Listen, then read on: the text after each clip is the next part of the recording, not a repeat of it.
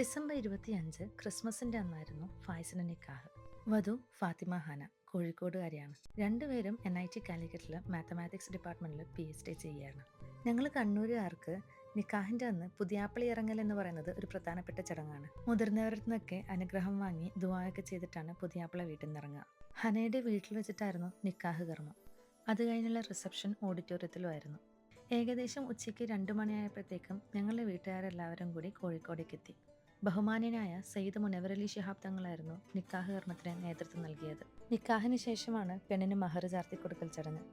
മഹർ ചാർത്തിയതിനു ശേഷം പെണ്ണിന്റെ ഉമ്മ രണ്ടുപേർക്കും മധുരം കൊടുക്കൽ ചടങ്ങ് കൂടിയുണ്ട് കേട്ടോ. അങ്ങനെ ചടങ്ങുകളൊക്കെ കഴിഞ്ഞ് എല്ലാവരും കൂടി ഓഡിറ്റോറിയത്തിലോട്ട് വിട്ടു. ഫ്രണ്ട്സിന്റെ വക നല്ലൊരു എൻട്രി ഡാൻസോടുകൂടിയായിരുന്നു അവിടുത്തെ ഫംഗ്ഷൻ സ്റ്റാർട്ട് ചെയ്തത്. അങ്ങനെ എല്ലാവരും ഗ്രൂപ്പ് ഫോട്ടോസും കാര്യങ്ങളൊക്കെ എടുത്ത് പതിയെ ഭക്ഷണമൊക്കെ കഴിച്ച് വൈകിട്ട് ഏകദേശം ഒരു 7 മണിയൊക്കെ കഴിഞ്ഞപ്പോഴത്തേക്കും രണ്ടുപേരോട് യാത്ര പറഞ്ഞ് ഞങ്ങൾ എല്ലാവരും നാട്ടിലോട്ട് തിരിച്ചു വിട്ടു.